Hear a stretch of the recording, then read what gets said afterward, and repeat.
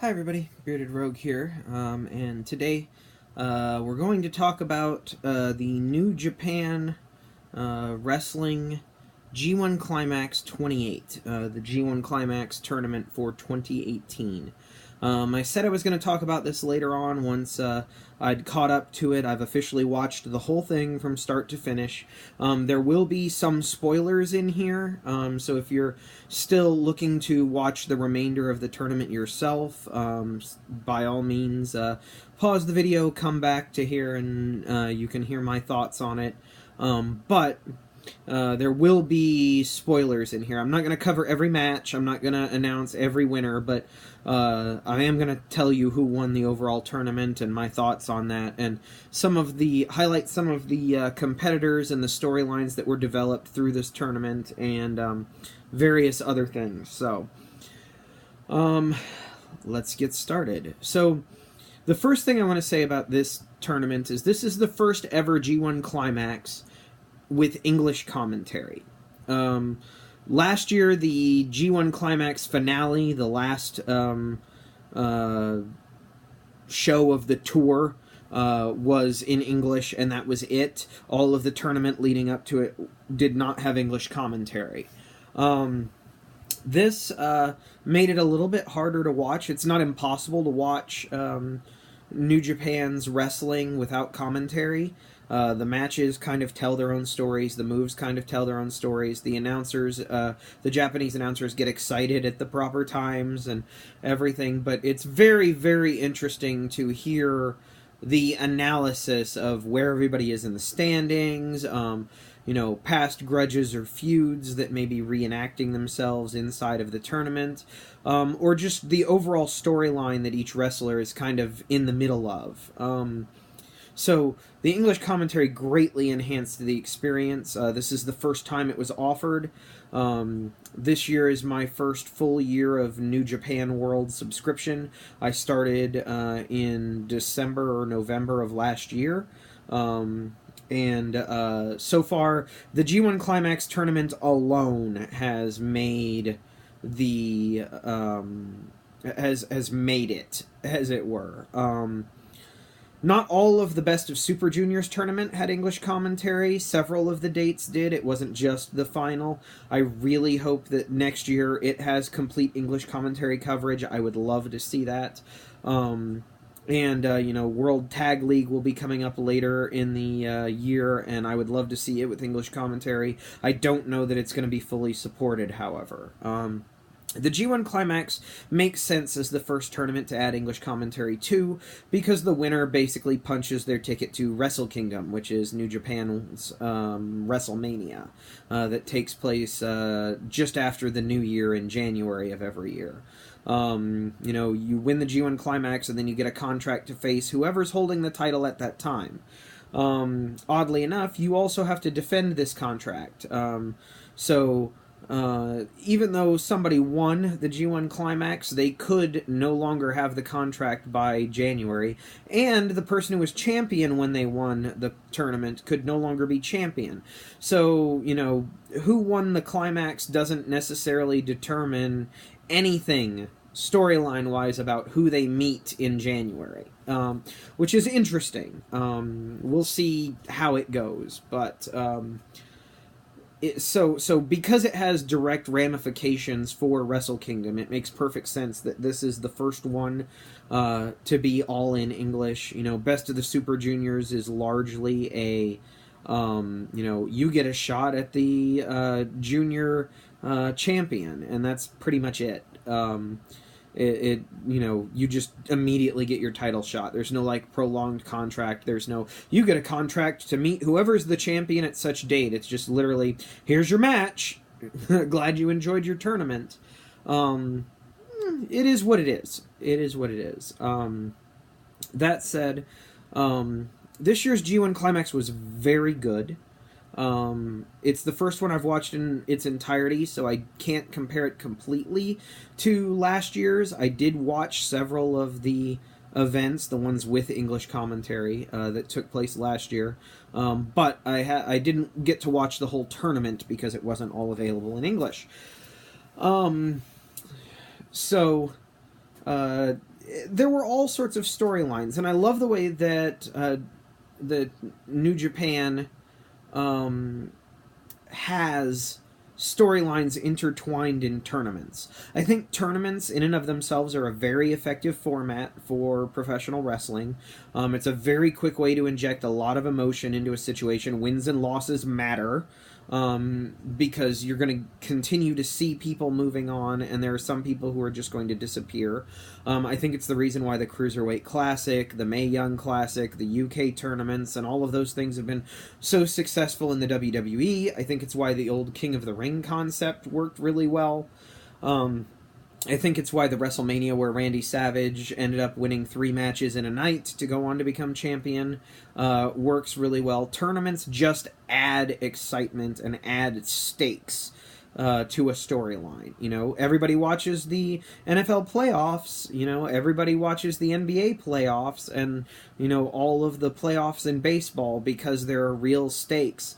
You know, I know some people who only watch playoff sports. They don't care about the regular season whatsoever in any sport. It's also one of the reasons why college football bowl games fall so flat for people, because while there are so many of them, you know, it's mostly bragging rights. There's no major stakes of the games. It's, you know, you get this one game and you either win or you lose. You know, March Madness in NCAA basketball is a thing for a reason. People get excited about tournaments. So New Japan having one for their tag teams, one for their heavyweights, and one for their junior heavyweights makes perfect sense. They have them at different times of the year so they don't step on each other. Super Juniors is in the spring. The G1 is in the summer. The Tag League is usually in the fall. It works really, really well, and it allows you to tell a lot of stories at once. So inside of this tournament, there were basically 2 blocks of wrestlers. So they have 20 wrestlers who participate in the tournament, and they have 2 blocks of 10. And in the tournament, instead of losing, knocking you out of the tournament, you basically wrestle everyone in your block. And then whoever has the best record goes on to the finals, where they face the winner of the other block. So there were 2 blocks, and they jokingly referred to them as like the up-and-comers block and the established stars block, which is pretty much how they were built. The A block featured a ton of new talent and several of the older stars that are on their way out. This was really smart for a couple of reasons. One, it allows them to take their younger talent and establish them against names that people knows. People are going to tune in to watch Minoru Suzuki and Hiroshi Tanahashi and Togi Makabe because they know who these people are. Whereas somebody like a Switchblade Jay White, who's only just gotten back from excursion as of last year, Hangman Page, who's mostly a Ring of Honor star, who's just started making a name for herself in New Japan. These guys are young up-and-comers. They're new people. They're not established stars, so putting them up against the bigger names means that people are going to tune into the matches anyway, because they want to see what Minoru Suzuki's doing, like how he's punishing and horribly crippling his opponents.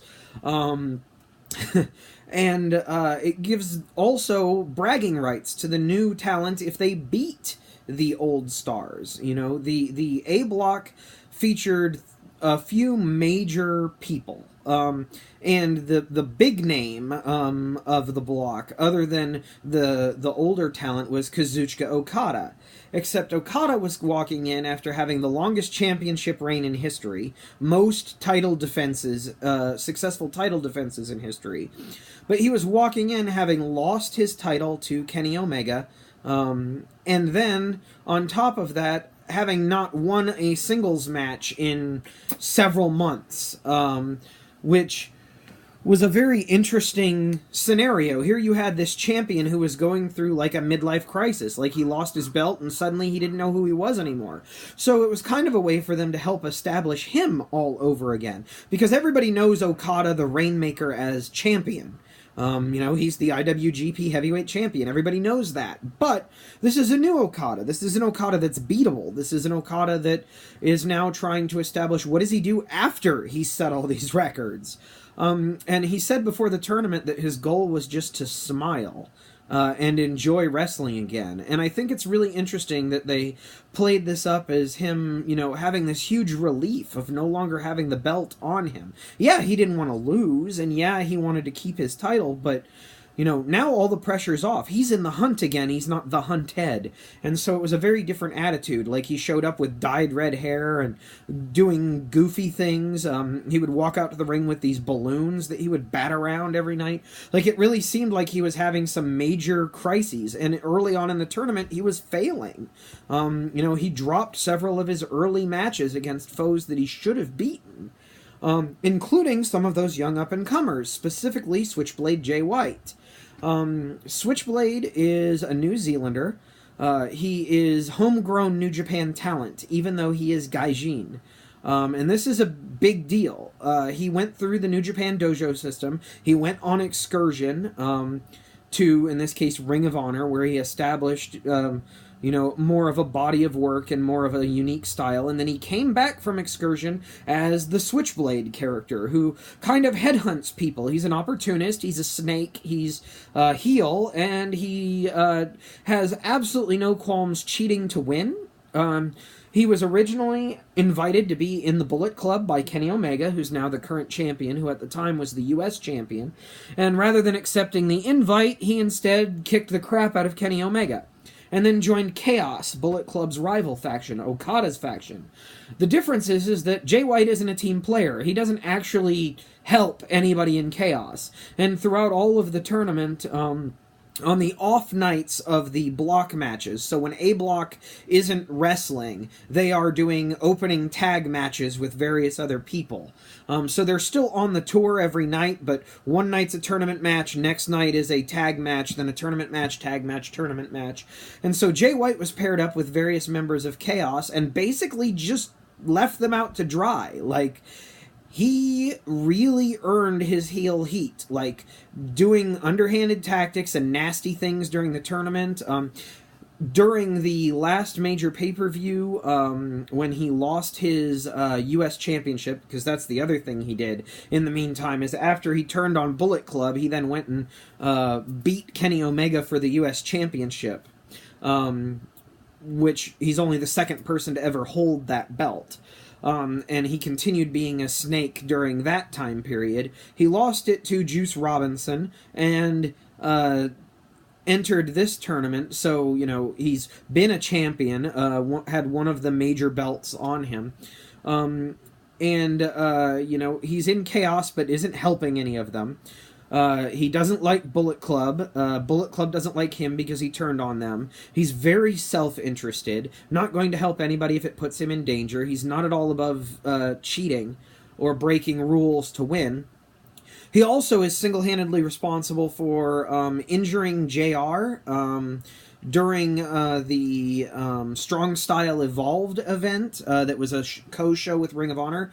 JR was announcing, and Jay White suplexed Juice Robinson into the barricades during that event and knocked the barricades into the announce table and knocked JR over, and JR actually broke a rib. He continued throwing people into barricades and even actually knocked the audio for the English commentary off the air during one of the events. So, you know, he just keeps doing things to continue getting heat. He's the old school heel who people actually boo. It's awesome. And he's doing a very good job in that role. But he had, like, you know, who's he beaten? Kenny Omega? You know, that's it.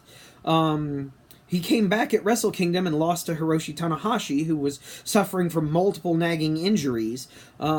And he wasn't able to be an opportunist there. He instead took his opportunity to attack Kenny while Bullet Club was divided earlier this year, and while Kenny was distracted, and take the U.S. belt off of him.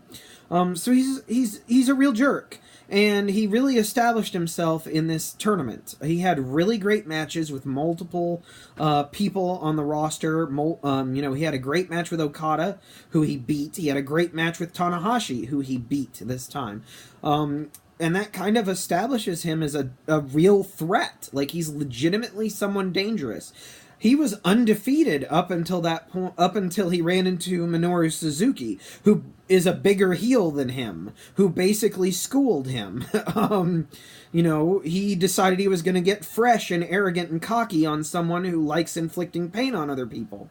And it was this running thing through the tournament, in that Jay White loses against heels, which is interesting to have a heel who's out-heeled by everybody, who's, you know, who's in the tournament, but at the same time is able to beat faces that those heels can't beat.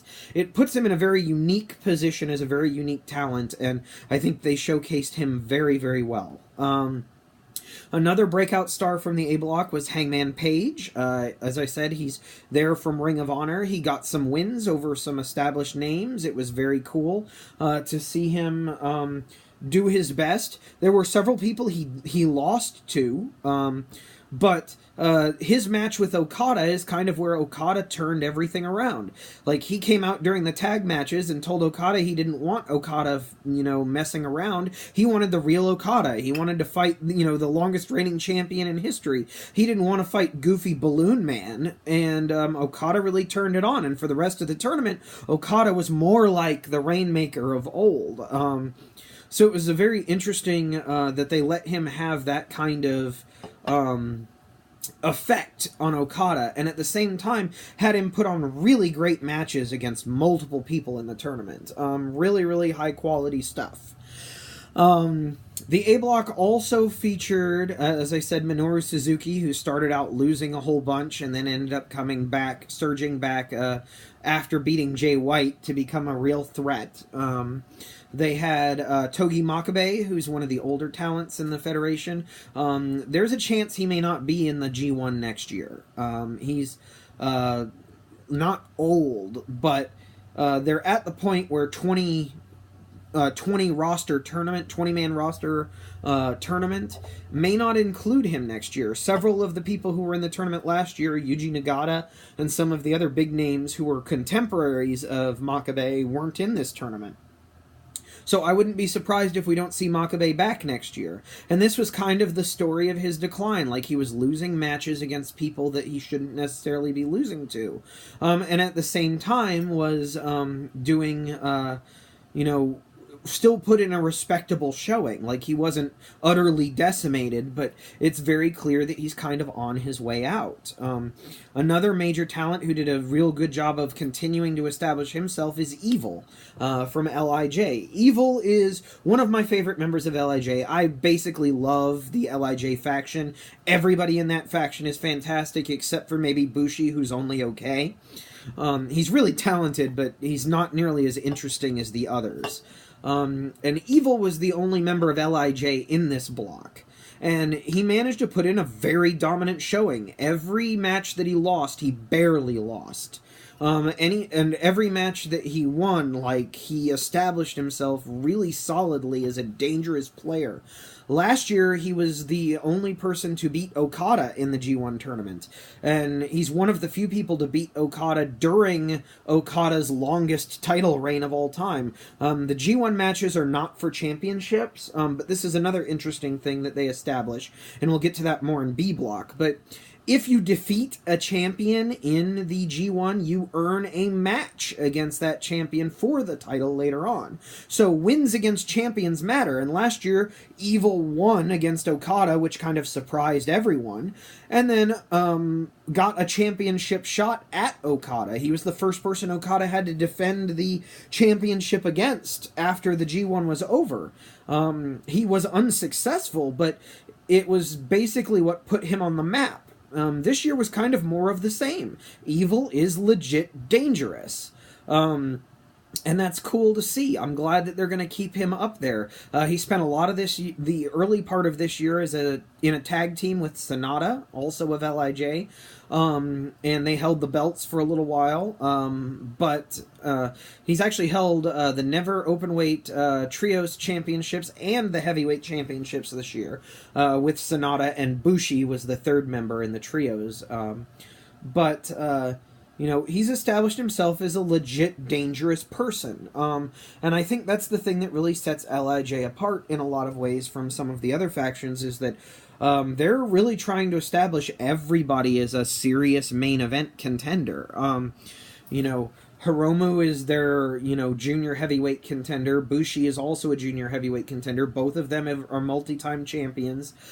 Evil and Sonata, it's only a matter of time before they start holding singles championships. And Naito has been, you know, world champion and intercontinental champion multiple times and never openweight champion. Like, Naito's held almost every belt in the company at this point. So they're a serious... A faction of serious contenders. There's no, like, mid-card talent except for maybe Bushi, who I think is only in the faction so that he can take the pins in multi-man tag matches. Anyway, not that Bushi is bad. He's very entertaining in the ring. He's just, you know, obviously the second stringer. But A-Block was very interesting. You know, they made it look like Switchblade might be a serious contender, and then he was knocked out right before the end, and it came down to, oddly enough, Okada, who finally got himself back on track, and Hiroshi Tanahashi, the ace of New Japan. For those who don't know, Hiroshi Tanahashi is kind of like the John Cena of New Japan, in that for a long time, a decade, he was basically carrying the company. He was the champion. He was either in the main event of Wrestle Kingdom as a challenger or champion in, like, every Wrestle Kingdom for that time period. Super great talent. He has a much more exciting moveset than John Cena. He's definitely more skilled in the ring. So it's very cool to see him continuing to go on. Although it's getting to be time where maybe Tanahashi needs to relinquish the spotlight as well. That's not going to happen anytime soon, though, because it ended up with the final match of the final night, Tanahashi versus Okada, going to a time limit draw, which meant that because Okada didn't beat him, which would have put them at identical records, Okada would have then won on tiebreaker because he directly beat the person who he was tied with. They went to a time limit draw, which meant that Tanahashi cemented his lead and was winner of the A block. That was a bit of a shock. I was not expecting it. I wasn't expecting Okada to get there. I was expecting Okada to be involved in the overall results. But had Jay White won his final match, since he had beat both of them, he would have gone on. But because they had him lose on that last night of the tournament, you know, he didn't get to go on, and Okada, Tanahashi took on an extra meaning. I don't know how much longer they want to keep Tanahashi in the main event scene, or how many more times they want him to be headlining Wrestle Kingdom.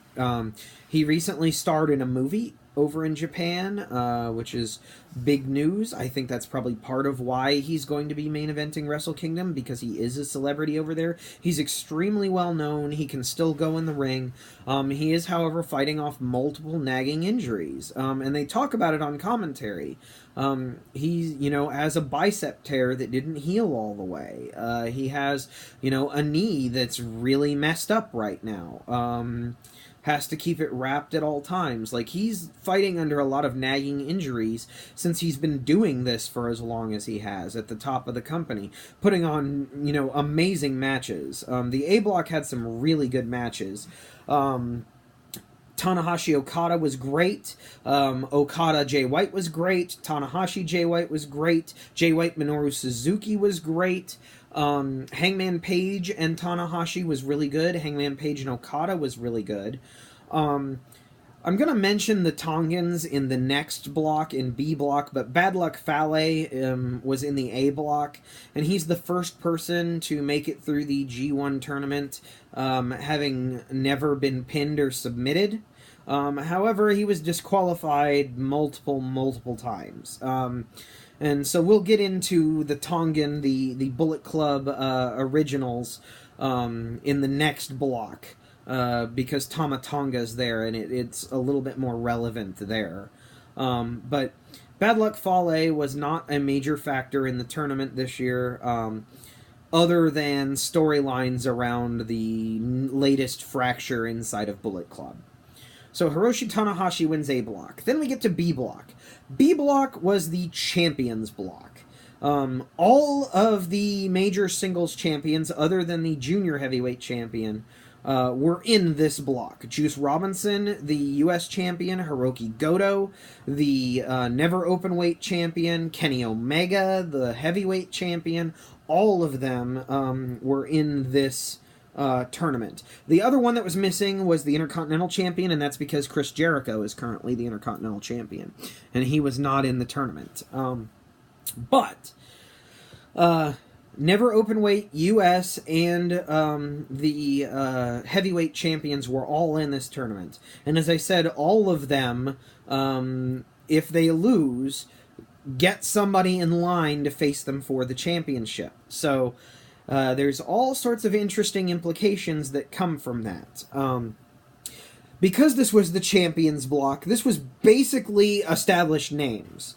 There were very few people in this block who were not, like, household names if you follow New Japan wrestling. And some of them are just international superstars like Omega at this point, who are well known everywhere. But Juice Robinson, Kenny Omega, Hiroki Goto, all in here. Naito was in here. Elgin, Michael Elgin, who was recently the never openweight champion. Was he in this block or not? I can't remember. I can't remember, honestly. Tomohiro Ishii, the Stone Pitbull, was in this block. And Tama Tonga was in this block, which might as well go ahead and cover Tama Tonga now. So, for those who are aware, the original Bullet Club was Fergal Devitt, at the time Prince Devitt, now Finn Balor in the WWE, Tama Tonga, Carl Anderson, who's in the WWE, and Bad Luck Fale.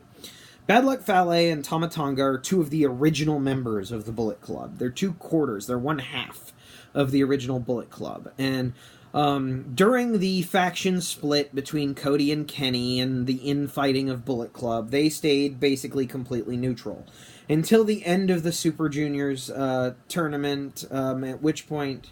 it was Strong Style Evolved. At the end of Strong Style Evolved, they basically decimated the rest of Bullet Club.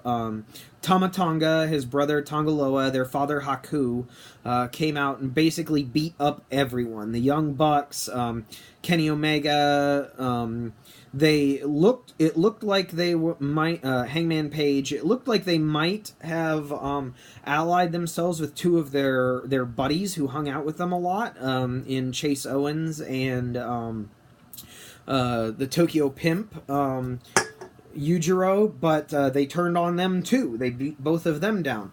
They offered to let Cody join them. Cody decided not to. They beat him down too. And the end of Strong Style Evolved basically featured the Tongans in a decimated field of Bullet Club people. So they declared themselves to be the firing squad, and that they were going to bring back the way that Bullet Club used to be, which involves lots of cheating, lots of disrespect for traditions, lots of doing things their own way, swearing, just in general being utter jerks, with very little respect. So... in basically every match Bad Luck Fale had in the A block, and every match in the B block that Tama Tonga had, Tongaloa or the other one, whoever had the night off, would interfere, or both of them would interfere, and basically wreck things. And it worked once, but once that first disqualification happened, the referees just kind of lost patience. Upper management lost patience. Eventually, the crowds lost patience with interfering in what's supposed to be this prestigious tournament. The Tongans basically just didn't care. They proceeded to just continually beat the crap out of people however they wanted. They didn't care how many points they scored. They didn't care how well they did, just that they got their licks in and made a statement. They succeeded in doing that. They beat up people on basically every night. There were a few people who came out ahead. Evil in his match against Bad Luck Fale. There are a couple of other people who ended up beating Tama Tonga in a way that actually worked. But for the most part, they lost by disqualification over and over and over again, which is kind of unheard of in the G1 tournament. Like, they try not to disqualify people. But once you have outside interference and multiple chair shots and throwing referees around like utter disregard for the rules, there's really no other way of going about it. So they were just kind of spoilers for the whole tournament. In both brackets. And that's the storyline that they were furthering. By the end of it, they cheated again and proceeded to get themselves suspended for 3 months. Now, this is obviously a storyline suspension, but you know, they were proper heels and have created a very interesting dynamic now where these crazy Tongans have no respect for the rules and are willing to just show up at any time and put the beat down. It helps that they're legitimately scary. So that's kind of their storyline. Juice Robinson came in very, very cold. He has a broken left hand. He is a southpaw.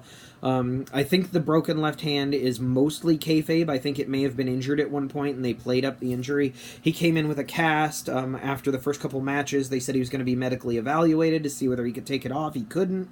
They put in an extra clause in all of his matches is that if he hit anybody with the cast, he would be disqualified.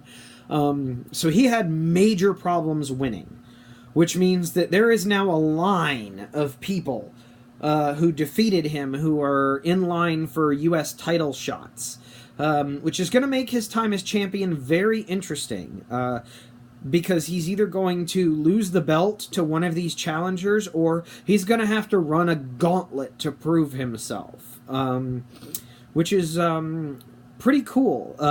I think that it's really interesting that they're giving Juice a shot. For those who don't know, Juice used to be CJ Parker in NXT. Yes, the man who broke Kevin Owens' nose on Kevin Owens' first night in the company. He went over to Japan and really found himself. He found a following. He's always been pretty darn good in the ring, even with Kevin Owens' broken nose. But you know, he never really clicked with WWE audiences. He's really clicked over in Japan. Like, he's a goofy, flamboyant, heartthrob character that the Japanese women like to kind of ooh and ah over, and he's equally at home in comedy-type matches or more serious matches. And so they found a really good way to utilize him as a talent over there, and this, having him win the U.S. title was a bit of a shock. He's fought for multiple titles in the past year and had failed on all of them. He lost to Hiroki Goto multiple times trying to get the Never Openweight title, and finally beat Switchblade Jay White for the U.S. title, and now he's, you know, kind of scrambling to hang on to it. But they had him play spoiler a couple times. Everybody thought he was going to be the person to finally dethrone Kenny Omega in the tournament, and that didn't happen. But he did get some wins over people that really affected the tournament, and managed to kind of get back in his groove. And about halfway through the tournament, he started taking the cast off.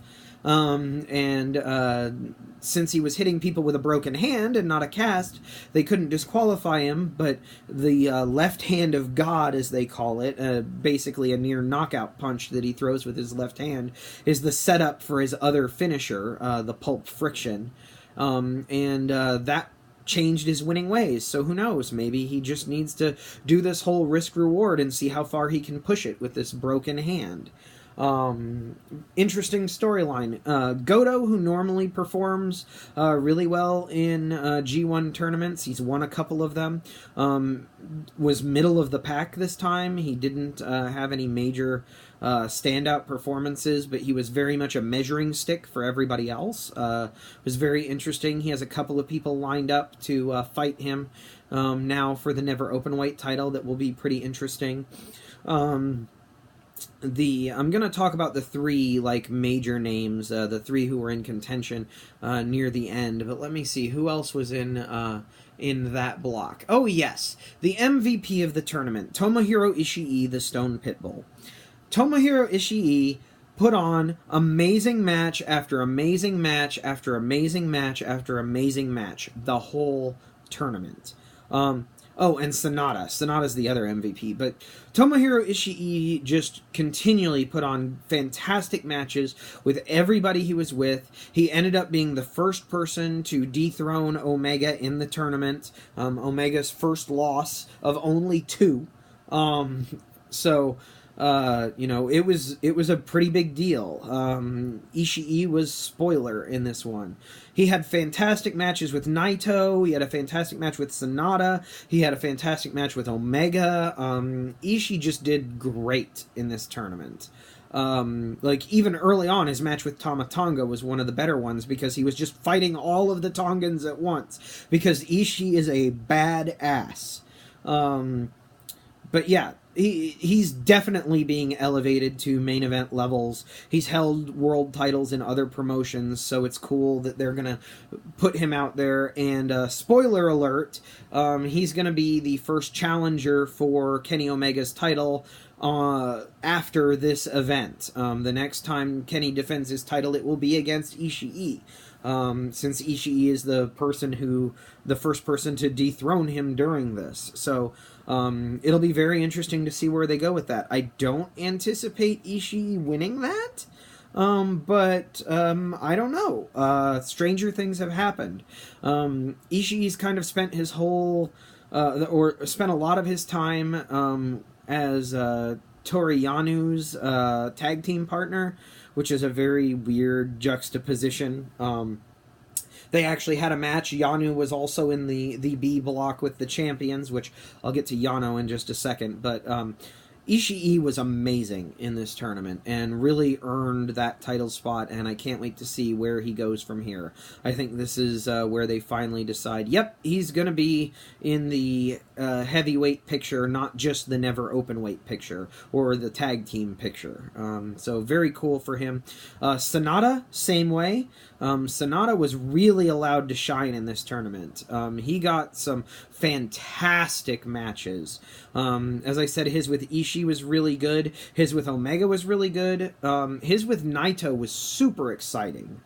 His match with Zack Sabre Jr. was also really good. That's somebody else who was a major standout in the B block, was Zack Sabre Jr. But, you know, Sonata did a fantastic job in this tournament, and they're continuing to push him as main event talent.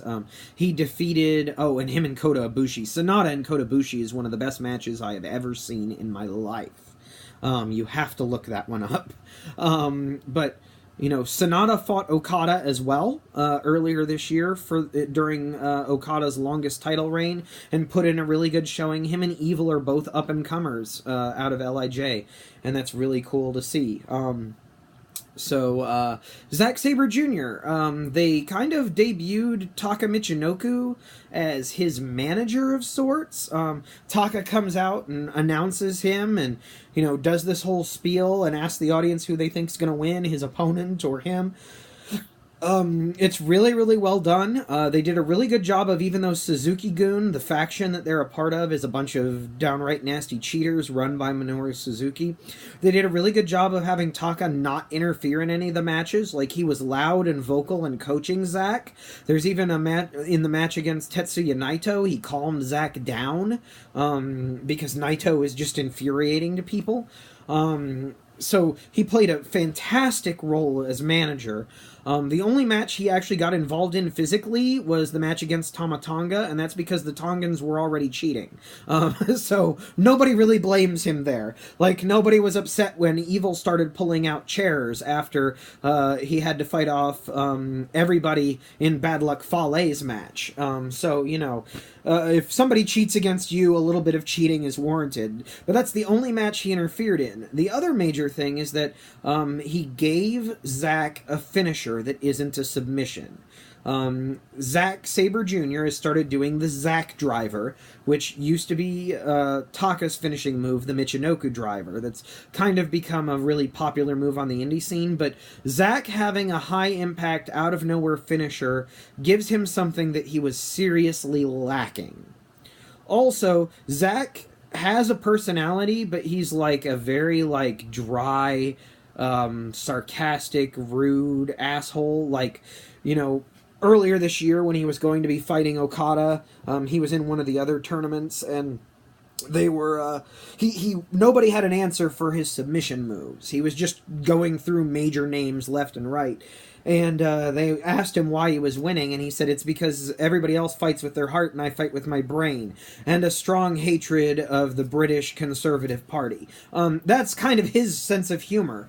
So putting him with Taka, who speaks Japanese and English, and who can rev up the crowd and act as a manager before, or a corner man before the Japanese audiences, is fantastic. I think it adds something that he was really missing. He ended up tying for second place in the block, putting in a very, very good showing. The other big things that happened in the tournament, Kenny Omega was on an absolute tear. He only lost to 2 people. Well, we've already talked about Ishii. We'll talk about the other one next. Toru Yano was a major spoiler. He threw on a lot of comedy matches that were shorter to allow the other people in that block to have longer matches. It's really good when you can allow Sanada and Naito and Omega and Ishii and Ibushi to have longer matches. And so I'm sure that's why Yano was in the block. They also have an ongoing storyline where Yano is terrified of Tama Tonga. For whatever reason, they have some history together, and he's just straight up terrified of him. So they had a very entertaining back and forth where Yano would basically just run from Tama anytime he could, and eventually he ran into him in a match and ended up winning the match. And then getting beaten down for his troubles. He also put on a very hilarious match with Kenny Omega, who's right at home doing comedy matches, and everybody thought that Yano was gonna defeat Kenny and didn't, and so it was a really neat spoiler.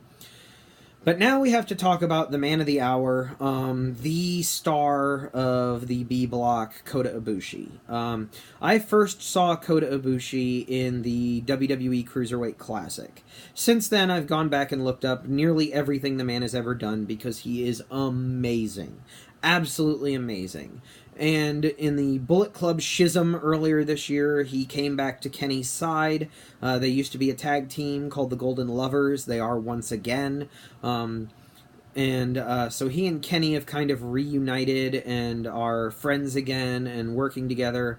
It's really, really awesome to have that storyline in the background of, you know, the fractures in Bullet Club, other than the firing squad now, have healed.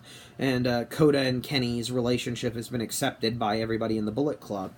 But Kota Ibushi could put on a 5-star match with a broom. The matches he had with Shinsuke Nakamura back in the day are absolutely stunning, and one of the reasons why Shinsuke Nakamura came into the WWE as such an amazing talent, and such a huge star. Kota had great matches with Ishii. He had a great match with Sanada. He had a great match with Zack Sabre Jr. Every single match that Kota Ibushi had in this was a really, really good match, except for maybe the one against Yano. But the highlight of it, what it really came down to, is just like in the previous block, where it came down to that final match, this one came down to the final main event, and it was Kota Ibushi and Kenny Omega. And Ibushi had to beat Omega in order to claim the block. Tetsuya Naito was very close in third. He just had to win his match against Zack Sabre Jr. and then hope that Omega and Ibushi went to a time limit draw, and then Naito would have snuck in as the winner of the B block. But that was not to be the case. Naito put on a fantastic showing and was right in the hunt up until the very end.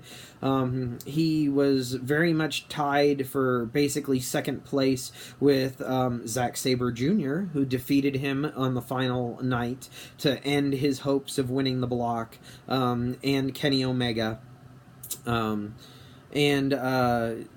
was an amazing finish, putting it all on that match between Kota and Kenny, who last fought each other 7 years ago at the venue where they ended this tour.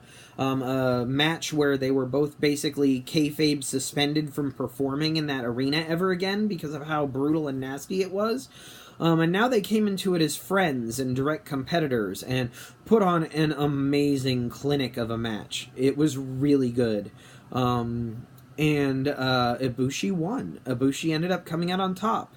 So the final night was Ibushi and Tanahashi to see who would win, and Tanahashi ended up taking it all, which was much to my shock. I was expecting Ibushi to win.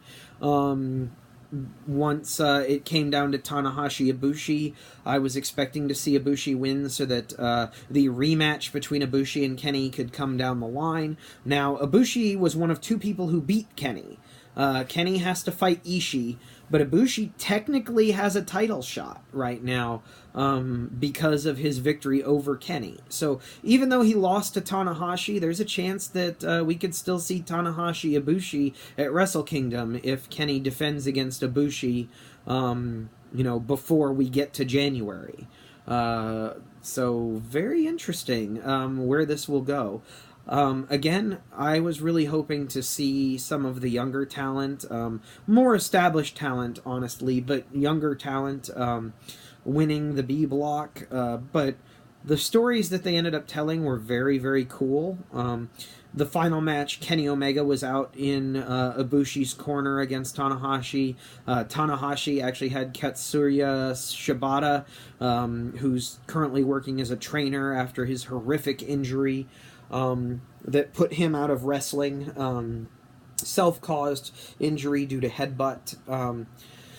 So there was a lot going on in the final match. It was a really good match. I don't think Ibushi could put on a bad match, and Tanahashi is always super solid.